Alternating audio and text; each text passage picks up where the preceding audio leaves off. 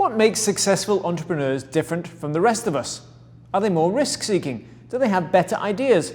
Or are they just lucky? How do you know if it's the right time to take the leap into starting a business? And what does it really take to launch your own venture? Welcome to The Big Question, the monthly video series from Chicago Booth Review. I'm Hal Weitzman, and with me to discuss the issue is an expert panel. Lindsey Lyman is a clinical assistant professor of entrepreneurship at Chicago Booth. She's the founder of Growth Studios, an innovation consultancy, and she formerly worked in McKinsey's global innovation practice. Sean Bisceglia is an operating partner at Sterling Partners, the private equity firm focused on their education opportunity fund. He is a serial entrepreneur and has been founder and CEO of 4 different companies in the marketing, recruitment, and staffing industries. And Liz Tilatti is co-founder and CEO of ZipFit Denim, an online designer denim retailer that came out of Chicago Booth's New Venture Challenge entrepreneurship competition. Panel, welcome to The Big Question. Lindsey Lyman, let me start with you. Could we say that there's an entrepreneurial type? What are the characteristics of a great entrepreneur? Characteristics of a great entrepreneur. So it's an interesting question because while I do see characteristics, at least in my students, that go on to become great entrepreneurs, part of it is those intrinsics and part of it is the behaviors and the way that they approach building their ventures that is different. Okay, so talk a little bit about the former. What are the kind of things that are there, the intrinsic qualities that a person needs to be successful in your opinion? I think one thing is the way entrepreneurs see the world differently is through their ability to really shape and control outcomes, as opposed to predicting outcomes and trying to change the way they operate to fit into that. Okay. So that would be more of a manager type who sort of makes predictions and the world exists as it does, and the entrepreneur type is the person who wants to change the world. They don't seek certainty for anything. They just have confidence, enough confidence to get out there and start acting, knowing that they can influence everything along the way. All right. Sean, does that sound, you've spent your career in entrepreneurship, does that sound about right? To build on Lindsey's, I guess, certainly I think they had to be optimistic, right? They had to be crazy hardworking or had that grit. I've seen a lot of that. When you say optimistic, just to go back to that, you mean optimistic about their particular idea, not necessarily about the world in general? No, I wouldn't put it on a macro level of the world. I think they had to be super optimistic inside and super confident.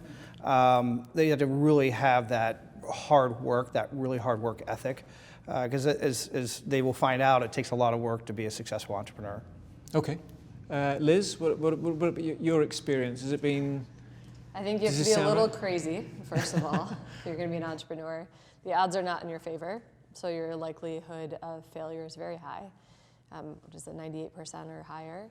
And I think you have to be able to tolerate risk and failure. So you have to know that your chance of failure is incredibly high, but still believe you will make it and succeed.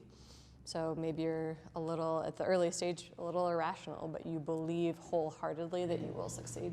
Okay, so confidence, almost some irrational exuberance, some kind of hard work. What are the other, what else? What are we missing, Lindsey Lyman? You really have to believe that you're going to change the world and that the world needs what you have that you're building because of all of the risk, because of the odds, because of the hard work.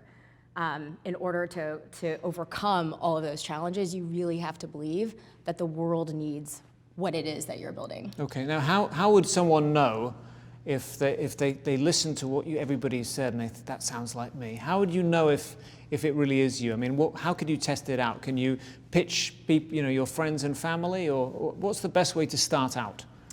How did you two decide it was the right time to start? I think to build on the characteristics,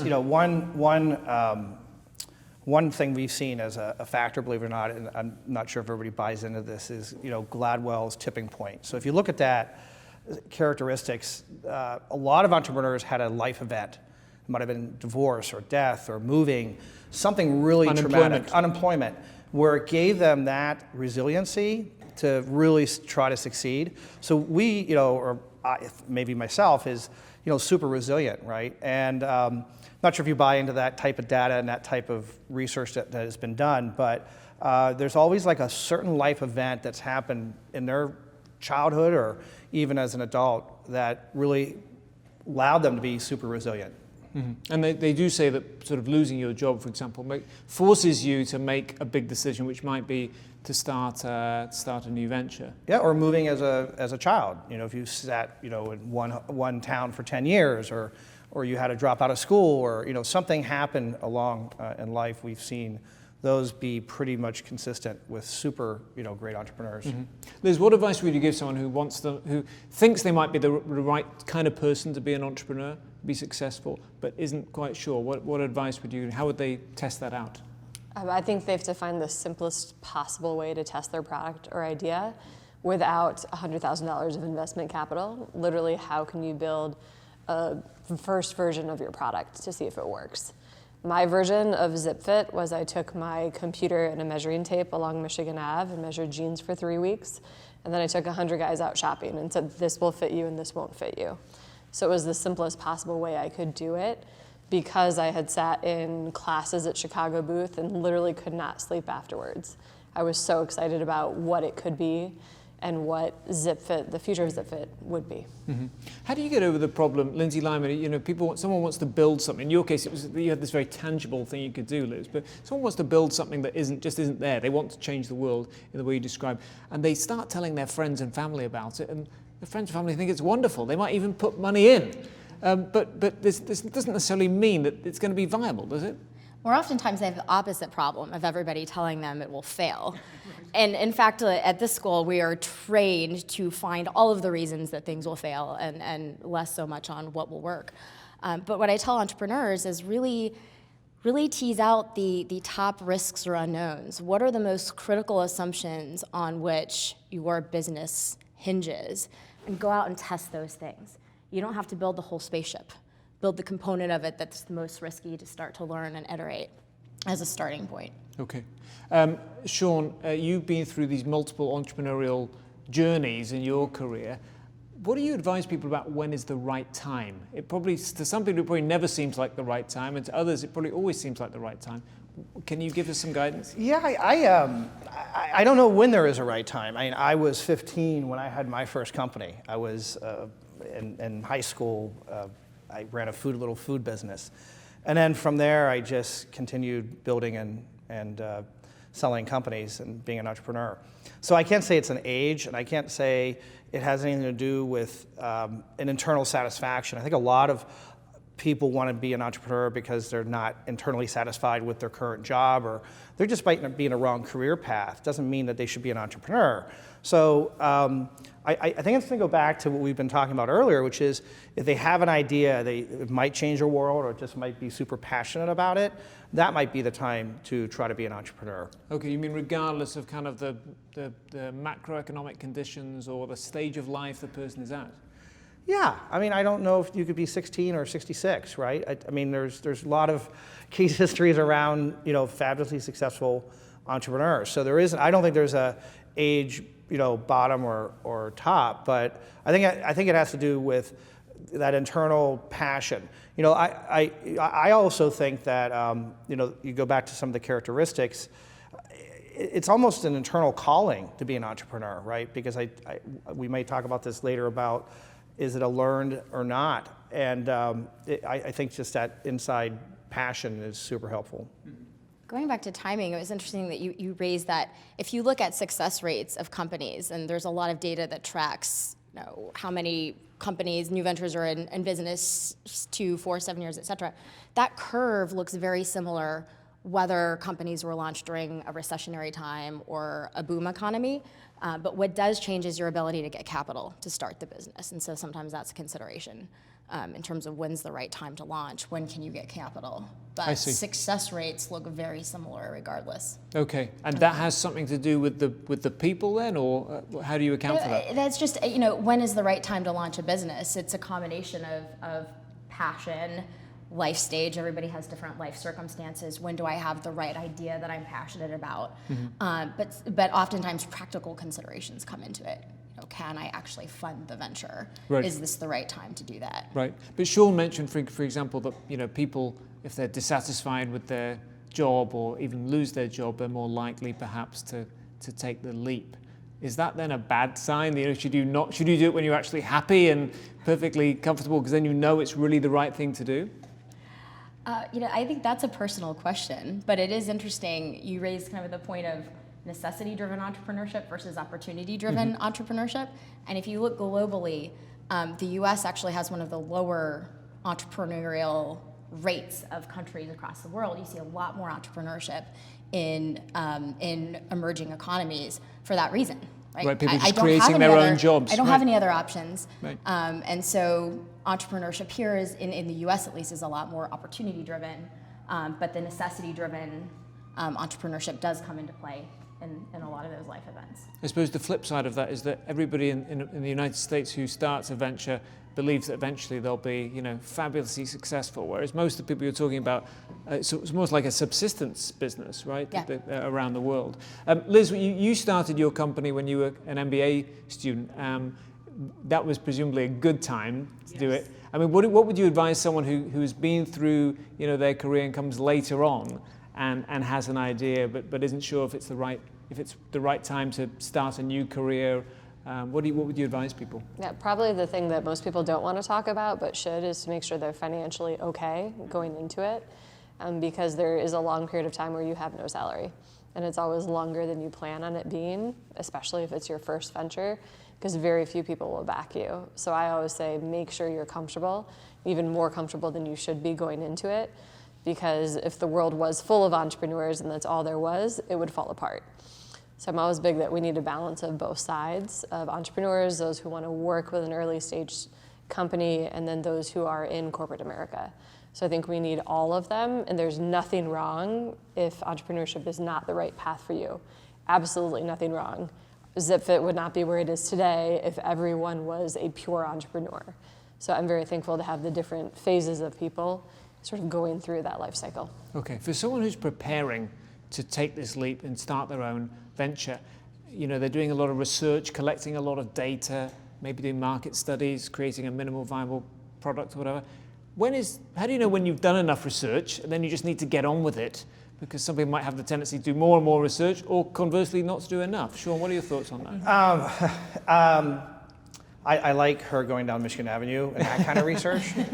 I think people can get in paralysis with research, and then it stunts kind of the emotional side of being an entrepreneur, of that passion of going out and launching a product and doing an MVP and trying to figure out how to get it to market. That's the minimum viable product. Yeah, minimum viable product. So I'm not a big research junkie, right? And I think that you have to have, beyond friends and family, you have to talk about the product and research, and primarily the competition. But every time you peel back the competition or pricing or availability or distribution or whatever, however your product is going to be sold, and it's reconfirming your ideals of that product and reconfirming your passion, just go for it. Just go for it. I mean, and I think you're right. I was 26 when I started my first company and bought it out of a UCC filing, and I borrowed $7,000 from my parents to do it. And I didn't have the sense to sit back and say, well, financially I'm okay. Times have changed, certainly. But I think the financial considerations should weigh on an entrepreneur, but it shouldn't be the only factor. Because because that's risk, right? So if they're not willing to risk, they may not be a good entrepreneur. Okay, you said that you were not big on research. I mean, how do you select companies to invest in then? Because what are you looking for there? Is it about the team? Is it about, just the idea sounds amazing, regardless of whether they've got enough data to back it up? Wow. So we first look at the category, right? We look at if the competition set, we look at the team, we look at the product, and we understand that. We also really just talk to a lot of customers, frankly. Is there something that this company is solving, or inherently there's like just a pure latency to the product that's going to allow them for... Well, explain what you mean by that, pure latency. Well, just mean that it's an annuity. It's going to stay in that company for a long time. It's very critical, very core to their operations, especially in HR or technology. Or... there's so other rivals can't easily be established and undercut. Right, or there's a ton of competition. If there's a ton of competition, we kind of stay away from it too, because that means nobody can scale. So we look at the ability to scale, and certainly the team. Okay. Yeah, I think back to your question, if you're caught in the data analysis paralysis That might be a sign that entrepreneurship isn't for you. And the reason I say that is there's kind of a big difference between how entrepreneurs approach market research, to your point, and how corporate managers would do it. And entrepreneurs want to know that there's a customer need and that there's a good fit. There's a need for what they're solving and that their solution solves that need. The nature of the market research revolves around that. It's talking to people, it's trying stuff out. If you can't get past that to say, yep, I think I've got something here, all of the data in the world will never give you the certainty that you're gonna succeed, so you do just have to go out there and just start. But if you feel uncomfortable doing that, then that's kind of a sign that you shouldn't do it. Yeah, I agree. That's a really good point. Okay, Liz, any thoughts on how much research? So your research was very hands-on, as it were. Any thought? What do you advise other people? Yeah. So my actual market research was the premium denim market is $4 billion. That's big. Great. Now let's get some customers to actually try it out. So for me, and I'm an introvert, so it's not intuitive for me to always, go and talk with everyone. But this was something I was incredibly passionate about. So for me, it was easy to do. So it was easy for me to strike up a conversation with somebody and say, hey, is it hard for you to find jeans that fit? Yes, it is. Great. Can I go out shopping with you and help you find some that actually work? And then can you refer a friend all the way through? So that's how I built up the first testing customers that help validate the market. So for me, it's always hands-on, and it's always, it should always be like, what's going to get you to that first sale? Because you could have piles of research, and if you have 0 sales, you're not going to go anywhere.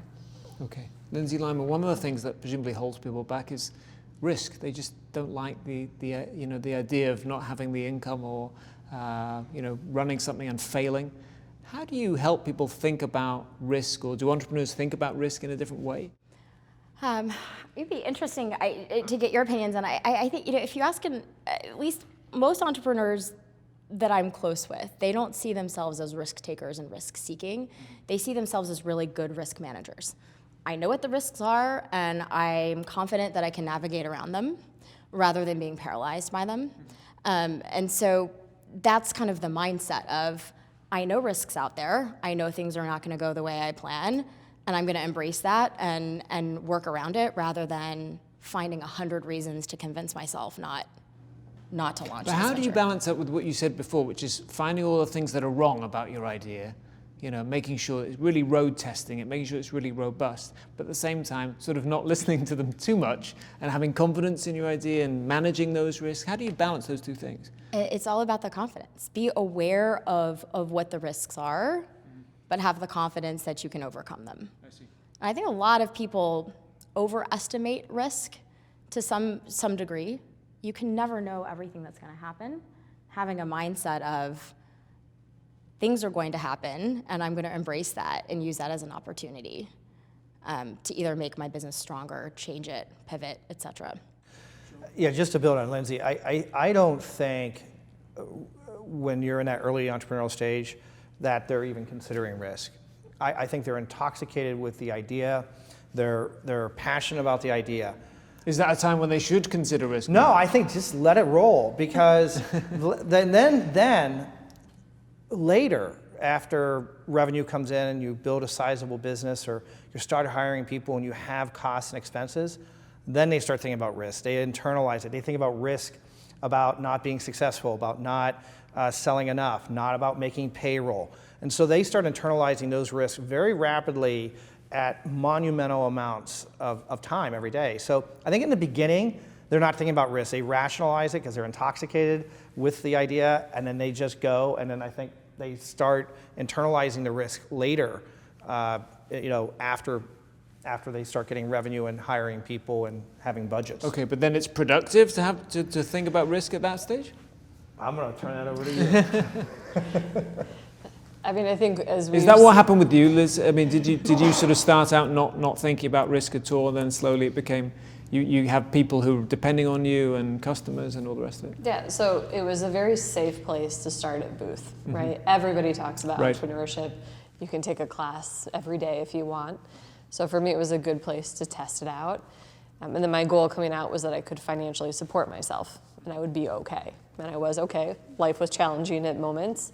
But then I do totally agree that the risk changes. It's very different when you are just supporting yourself or your co-founders, and then you move to support a team, you move to fundraising, you move to scale, there are different risks along the way that you have to be able to have better market research on, have better, strategies and growth and different channels that will make a difference, know your metrics inside and out. So things do change.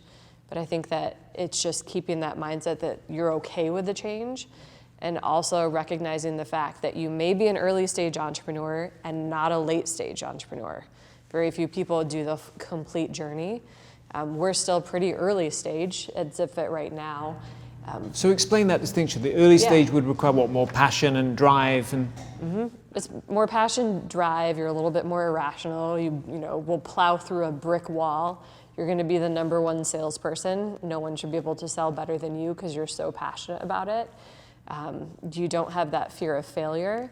And then I think as you start to hire and bring on new people and you start to scale, when you have 100 people at your company, you're no longer the one doing the sales. You're no longer the one doing pieces of operations. You've brought in people who should be better than you at that. But your job is to motivate them. So things have changed. So I think that there are entrepreneurs who can take that journey, but not all. Can I build on that? Sure. I think we could have a whole other hour about early and later, and I think that's a great point. And I look at this as I have been as a founder. So you're a founder of a company, you're an entrepreneur, and it's the brilliant entrepreneurs to know when to get out. Like when it gets to a certain size, it says whether or not inside passionately they want to go do something else. I've done it 3 times where there's like a certain number of employees or revenue that it gets bureaucratic or it gets tedious to my own emotional intellect. So I know to kind of step out and do the next thing, right? And that's a fabulous point, which could be a whole other conversation about early and later stage entrepreneurialism. Noah Wasserman did a research on this topic, and entrepreneurs that know when to step out and to let go of control of a CEO position or board seat make substantially more money on exit of those ventures than ones who tried. It's the rich versus king mentality. So know yourself and know when to step out. The other thing I'll say on risk is entrepreneurs manage risk through kind of the affordable loss principle. I'm going to give myself X dollars to reach X milestone. And if it's not looking like I have any line of sight to hit that, or I've not hit that, then I know when to stop. Versus I have 5 different investment opportunities, and I'm going to analyze each of them and figure out which one has highest ROI and least risk and invest in that. That's kind of the corporate mentality. Entrepreneurs say, I'm going to give myself a budget and a timeline and a milestone, and kind of manage it one step at a time as a way of managing that broader risk. What are the big mistakes that people make in starting their own companies? The That's biggest, a big, let's say big the question. biggest. Yeah. The biggest mistakes, not understanding your customer and your market and the need that you're solving. That is fundamental early on, really being clear on what problem you're solving for who. And making sure that you've developed a solution that actually solves that problem that people are willing to pay for. Not getting that right early on is challenging. The second one is just not selling, right? There's kind of an inflection point between 2 and 3 years where you have to figure out how to sell, bottom line. And not the low-hanging fruit, friends and family sales that are kind of early stage customers, but really figuring out how to scale sales. Mm-hmm. Sean Bisceglia, you've presumably seen a lot of other ventures fall? I think what both are the big mistakes? Yeah, seen it and experienced it. I just to build on Lindsey, I would say the getting those sales are important because it gives you traction, right? And without that, it's hard to have any runway to make changes, with the business.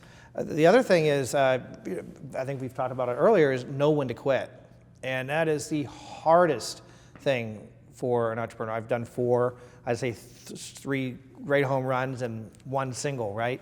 But you're so attached to the company and the product, but knowing when to quit Is the problem there that people think it's just going to be much bigger, or that they think they have a lot more to offer, or what is it? Well, I think it's a little bit of both. So when we were talking about sales, a lot of, maybe a couple years ago, a lot of people were developing apps to sit on, the Apple Store or a number of marketplaces, and you build, they shall come. It doesn't work that way, right? You have to be able to sell and show revenue, which is really important.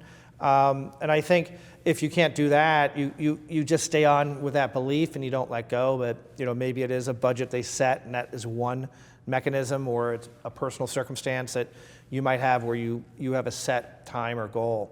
But it's really hard. I don't think entrepreneurs know how to spell quit. At least I didn't until my third company, and then you learn very quickly. Liz, you must have seen some of your classmates or other people who are starting new ventures who didn't quite make it. What have you observed are the kind of big mistakes that people make? First of all, I applaud them that they did, at the time when it wasn't working, they made that choice. So there's nothing wrong, and I say, well done, like you gave it a shot, and that's exactly what you should have done. So I think that for those people, they may not have found a single customer. That's probably it. You can generally find a customer before you've raised capital. So I'd say that's probably one piece of it. And the customer, I'm not necessarily saying they have to be a paying customer, but they haven't found that piece of it. So I think a lot of it comes down to cash flow too. So you've got a company that may have made it a little later, they didn't get enough customers, or they spent too much money, which is cash flow, or it's their own personal situation too, which comes down to money again. So I think that a lot of those pieces tie together, and I don't know if every person had the same experience, but I'd say it's usually tied to top or bottom line. Okay, Sean, I wanted to ask you, you've had a good career. What do you think has changed in entrepreneurship over the past few decades? Yeah. And what hasn't changed? Great question. What hasn't changed is a question we haven't talked about yet, which is, are you born with it or can you teach it? So I'd like to get to that at some point. Sure, talk about it, please. Because I think that's been an ongoing debate for 30 years. But as you think about the question, what's changed is a lot. I mean, the way you raise money, the way you test a product, the way you, build a culture, the way you, get mentorship, right? So there's a lot of things that have changed. But I'm of the opinion that change and that availability that makes it so much more frequent is causing maybe too much entrepreneurialism, right? Because it's too easy at times to feel or think that you're going to become an entrepreneur because the technology has allowed it, opened up to crowd raising, to all kinds of things that never existed, I guess, 30 years ago when I did my first company, right? So that has changed a lot, but there's also an effect of that where we might be seeing too many entrepreneurs because it's so much easier with the technology. Okay, so I know you wanted to talk about what hasn't changed, and that was... Oh, geez. Well, I guess what hasn't changed is really where we started the conversation, which is the characteristics of an entrepreneur, of having a really high risk threshold, of kind of having that passion or having that just, complete all in about a product or a service. And also really, I keep on using the word intoxicated, maybe that's the wrong word, but certainly being very passionate about your product. So that hasn't changed for hundreds of years, right? From whether or not when the first entrepreneur, then to now. I think what has changed though is a bit of, I'm not trying to be super negative, but false expectations, right? Because now, you can take an entrepreneur class anywhere. Most colleges and universities, we spend a lot of time in higher ed, and we see a lot of colleges and universities offer for undergrads a lot of entrepreneurial courses. Then you have the technology. So it makes it super easy, which makes you feel super invincible, and it makes you feel like somewhat I can be an entrepreneur. And you can build an application very quickly. And people will come, right? So or they won't come. Or they won't come. That's usually what realistically, they won't come. Right. Yeah, okay, Lindsey, Lyman, so you're in the educating entrepreneurs business. So how do you think about that it's easier in a way to build particularly a technology type, company? How do people know if it's going to work? I would say, well, it's easier to build the product, but it's not necessarily easier to build the company. People have a false sense of, if I build something, then I can be an entrepreneur. Well, an entrepreneur is building the company surrounding the product. So building the company hasn't gotten easier. Maybe building the app has gotten a little bit easier. But in terms of, teachable traits versus born with it characteristics, there are certain characteristics that you are born with. We've talked about a lot of them. That drive, that motivation, the tolerance for risk, the just relentless resilience, and being able to push through. Those are things you can't really teach, just like you can't teach somebody how to be tall if they want to be a basketball player. But there are a whole set of things around process, things you really need to know how to do and think about as you're building the company. How do you raise money? How do you build a human talent management organization? How do you hire people? What do you need to think about when you're bringing people into your company? Topics like that are useful topics to entrepreneurs to at least know what's coming in the context of building the company. Those are things you can teach that are helpful as skills and toolkits to layer on to those intrinsics to make an entrepreneur more successful. Okay. Liz, I'm going to give you the last word. So obviously you have those innate characteristics, but you also got the education in entrepreneurship. So how do you think the one reinforced the other? Yeah, I grew up in a family of entrepreneurs. My father was an entrepreneur. We had solar panels on our house in the 1980s. So for me, and they worked a little and then they didn't work the rest of the time. So I grew up being exposed to, failure's okay. He tried it out, it worked for a bit, it didn't continue, that's okay. My aunts were all entrepreneurs as well, and immigrants too. So had an aunt in Egypt with a wedding dress rental business, well before Rent the Runway. So for me, it was the exposure to it, that it's okay, but that didn't mean I'd become an entrepreneur. So my sister's an attorney, my brother's a doctor. They chose non-entrepreneurial paths right now, and I think we actually have a good balance. For me, when I came to Booth, though, that's when my eyes opened and I finally said, this is what I want, and this is what I love and what I'm passionate about. Now let's get the right problem in the market, too. So it was bringing it all together to have one cohesive story that was a combo of my background from what I'd been exposed to, but what I actually cared and loved. And it sounds like you had that resilience as well that we talked about earlier. Well, this has been a fascinating conversation, but unfortunately, our time is up. My thanks to our panel, Lindsey Lyman, Sean Bisceglia, and Liz Tilatti. For more research, analysis, and commentary, visit us online at review.chicagobooth.edu and join us again next time for another Big Question. Goodbye.